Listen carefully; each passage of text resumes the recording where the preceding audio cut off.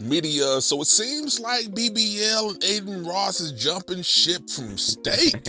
Say it ain't so, man. Say it ain't so, Listen, Adin. this legal lawsuit got them shook, man. This is a new Really? level. They don't want to be playing them kind of games with this class action. Some say that, hey, the lawsuit is nothing. It's fake allegations. It's no big deal. Well, according to Adin Ross, it may be a big deal considering he's parting ways from Steak. But I'm gonna be real with you guys. I'm gonna tell you guys why I left and why we're here. And yeah, a lot of you guys want to ask this first question. You guys can ask anything you want to ask. This is the first question. A lot of you guys saying, is brand risk still happening? Yes. So now RainBet will be taking over and they will be making sure that brand risk is good. Okay, so brand risk it's happening. Okay, yes. The second thing is I'm on very good terms with Eddie. I'm still obviously on Kick. They're still gonna be paying for my Clippers. They're still gonna be kind of just doing what the fuck I want to do. And I have a good relationship with Eddie still. Okay. But I'm just gonna tell you guys why I left. And I don't want anyone to think it's kind of just like a malicious thing. I've been with Eddie on Steak now for multiple years. Okay. And I just saw this as like a perfect opportunity, not only for myself, but my friends as well. I'm just gonna be honest, and I'm not gonna spread their I'm not gonna just talk on them. But Convy, Cuffham, and Schnaggy are all getting the most money they've ever gotten in their entire lives. Now, how we know this is a big deal, considering Drake was trying to step away from Steak a little while back, and Adin was like, hey, don't do that. You good over here. But now, he trying to tell him otherwise? Drake Block, you said your friendship with him was only for a Steak friendship, only for Steak, or was that at least? I've been talking to Drake every day, bro, about this shit. So, no. I think him and I will still become and be close acquaintances. And by the way, I mean like we're friends, you know, like we're cool, we're boys, right? But yeah, that's still my guy. I am not a snake, all right? I'm not a snake. I'm a nice guy, all right? I commit with everything, you know what I mean, guys? I'm not no rat. You know what, bro? I'm gonna just say it, bro. Fuck it. We gotta get Drake on RainBet. Hey, matter of fact, should we get Drake on RainBet? Drake and Adin Ross are getting sued in a class action lawsuit for their deceptive promotion of online gambling. So pretty much what this whole lawsuit boils down to is Drake and Adin Ross were promoting Stake, which is like an online gambling app and a website where they would blow tens of thousands of dollars of money, but they would make it seem like it was their own money, even though they were getting fronted the money by Stake.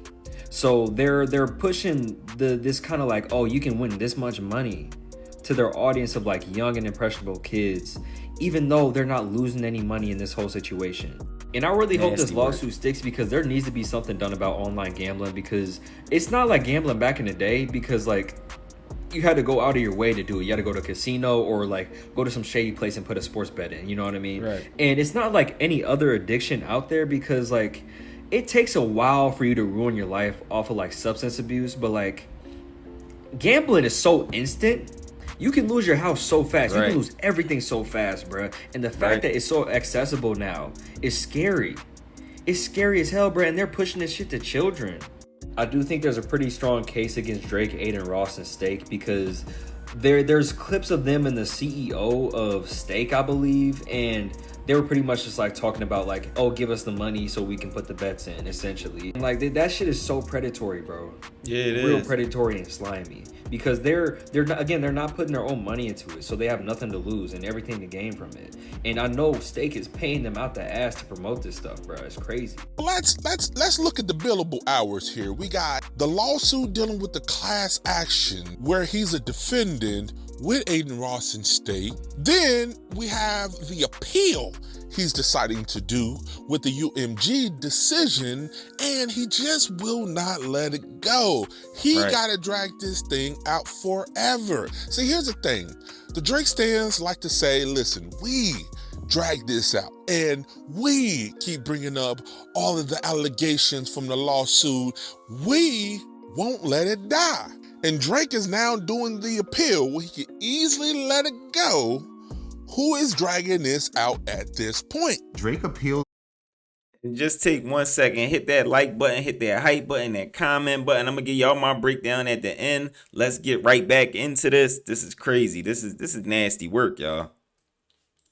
The lawsuit against the record label UMG, where he's saying the words "and not like us" were defamatory, and now they're gonna have to take a second look at what took place here. And then Drake is saying, all the lines that Kendrick just discredit him were not, it was defamation, and the label strategically did this, to try to ruin Drake's negotiation for his new deal, which may have been able to have been worth more money. We've seen Drake not be on the best terms with his label as of recently. Whenever you see one of the biggest artists beefing with their label, whether it be like Michael Jackson, Prince, it looks like scary times. And it's like even Kanye, Drake's not like, on any substances like that. He's not having issues like it seemed like, that Kanye West, Prince, and Michael Jackson had, where they're like visibly acting manic or this or that, having trouble sleeping, X, Y, and Z. Like he seems to be a little bit more sober than the three of them. So the way he's beefing with them is just gonna be like the biggest come up in rap history. Usually when the rappers start talking, the ones at the top of their game, something's going wrong. We've seen Jay-Z had to pull teeth to get an answer out of the Bad Bunny question the other day. He still knows how to keep his mouth shut, and he seems to be like one of the most successful of all time. Is Drake going public with his issues a big issue? Should he have adopted and not really spoke about this? So what do you guys make of this? Do you agree with the situation?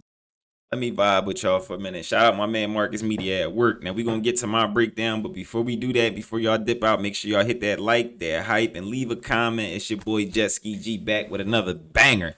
Now, when it comes to this stake lawsuit with Drake, I always thought this stuff was predatory and out of pocket. Why do I say that? Because Adin Ross's fan base is between, I would say, his core fan base is between maybe 12 and 24.